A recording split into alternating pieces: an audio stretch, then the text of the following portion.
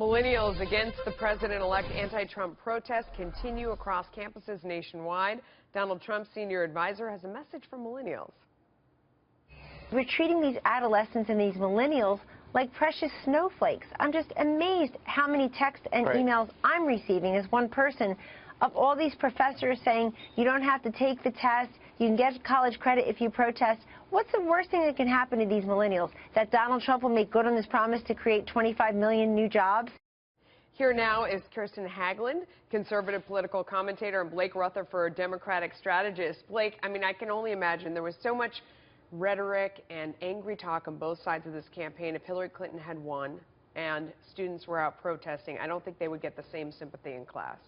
Well, I think we really have to think about this in context. This is a demographic that voted for Hillary Clinton. 56% of millennials voted for Hillary Clinton. 56? I mean, that's barely a majority. Yeah, but it's still a majority of them, right? But I think you have to think about it. Didn't vote and didn't go out. What about if the shoe was on the other foot? Do you think that they would be given the same excuse? Well, I'm not entirely sure what would happen. I think we have to consider this in the context of what is happening. Certainly, there's some frustration. There's a lot of emotion coming out of this election. It's an emotional election. I think that's what we're seeing here. We're seeing some of that emotion being exercised. I think people are frustrated at the uncertainty of what President Trump may deliver based on the rhetoric of his campaign. He's got an opportunity here, though. The millennial audience is an audience to be courted by President-elect Trump, and I think he's got an opportunity to speak to them, speak to their issues, calm some of this down, and move his agenda forward. Kirsten, I mean, I don't think it makes sense for him to speak to them as much as create an economy where they can find jobs if they want them. I mean, I'm not convinced that many actually want to work. If they're skipping class to go protest, they're not very focused on their, future welfare. Right. Well, this is my generation, so yes, we see them, acting sometimes ridiculously. In this case, of course, it's their right to protest and to raise their voice. But, let's also knock the professors, because they should not be offering credit for protesting. They should not be letting these kids miss class, And there are a lot of millennials that are not protesting, just going on with their daily life. That's a great point. But you're exactly right.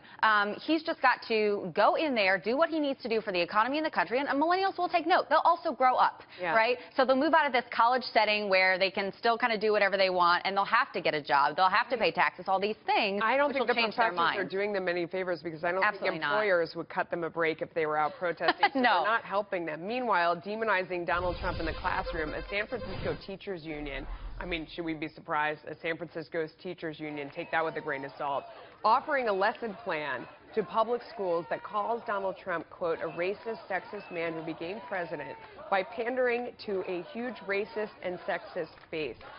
Kirsten, I would note that a lot of women went out and voted for Donald Trump if he's such a sexist. More white women voted for Donald Trump than they did for Hillary Clinton. Maybe they're racist. Maybe they're sexist. I mean, it's just, the sad thing about this is that when people use terms like that, they're doing exactly what they criticize the other of doing, which is promoting an agenda of hate. You are never going to get down to solving these actual issues if you keep name-calling. Why doesn't, especially the school system, try to get to the underlying issues that fueled people to vote for Donald Trump? Yes, there were some sexist and racist, but there are that vote for both parties, right? Okay? Let's talk to actual people. Let's talk about the issues underlying that. That's where real change comes from. Calling people names might feel good, but it doesn't create the real change I think that everyone really wants to see. Blake. Yeah, I think this isn't particularly productive. I think to the extent people harbor attitudes about Trump's sentiments towards minorities, certainly that's something for their own individual determination, something to talk to about with their families, their friend groups. I think we're talking here about a course curriculum and name calling that I just don't think is particularly productive. I think Donald Trump ought to be held accountable for the rhetoric that he used in the campaign, but I think it ought to be in a manner that advances a policy agenda that moves the country forward. I'm not entirely sure this achieves that. And you made a great point before about this presents him with quite an opportunity. I mean, Kirsten, it strikes me that everyone set the bar very low. Yeah, right. And Donald Trump wasn't the only person. I mean, all you have to do is look on Facebook and see the comments feeds to see that everyone was pretty much engaging in this kind of vitriol. So we need to come together, face to face, the people that you talk with and meet on a daily basis.